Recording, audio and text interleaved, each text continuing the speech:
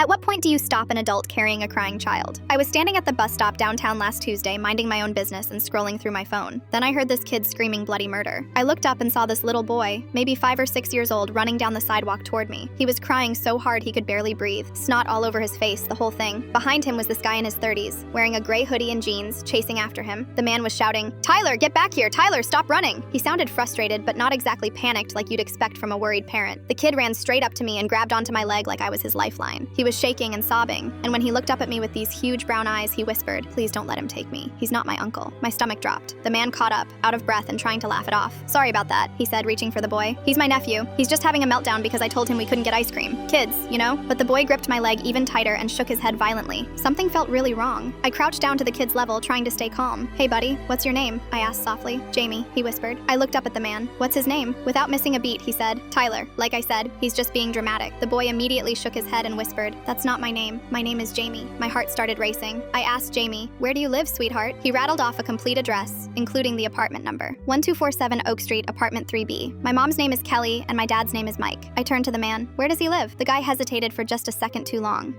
Near the elementary school, on one of those streets over there." He waved vaguely toward the east side of town. That was it. I immediately pulled out my phone and dialed 911. The man's whole demeanor changed. "Whoa, hey, that's not necessary. He's just confused. Kids mix things up all the time." "Then you won't mind waiting for the police to sort it out," I said, keeping Jamie behind me. The man started backing away, saying he had to go pick up his car from the shop and didn't have time for this nonsense. But this tall guy on a bike had been watching the whole thing go down, and he rolled his bike right in front of the man, blocking his path. "Actually, I think you should stick around," the bike guy said. He was probably in his 20s, wearing a construction vest like he just got off work. "That kid seems pretty scared." The man tried to push past, but more people were starting to notice what was happening. A woman with a stroller stopped, and an older guy getting out of his car was staring at us. The 911 operator answered, and I explained the situation as quickly as I could. They said they were sending units right away. The whole time, Jamie stayed pressed against my side, still crying, but quieter now. When the cops showed up maybe 5 minutes later, they separated everyone and started asking questions. I told them exactly what happened, and the bike guy backed up my story. They asked Jamie for his address again, and he repeated the same exact information he'd given me. One of the officers radioed in the address, and within minutes, they confirmed that a Jamie Morrison had been reported missing from that exact apartment about 20 minutes earlier. His mom had called 911 when she realized he'd vanished from their front yard where he'd been playing. The man's story completely fell apart. He couldn't provide any ID showing he was related to Jamie, couldn't tell them Jamie's last name, couldn't even describe what the kid had been wearing when he picked him up. Turns out he was a complete stranger who had just grabbed Jamie off the street. When Jamie's mom arrived, she was sobbing and shaking. She kept thanking me over and over, saying she'd only gone inside to answer the phone for 2 minutes. The cop told her that if I hadn't listened to Jamie and called it in, they might never have found him. The man got arrested right there on the sidewalk. The last thing I heard before my bus finally showed up was the cop reading him his rights. Jamie hugged my leg one more time before his mom carried him to their car. The whole thing probably lasted less than 30 minutes, but it felt like hours.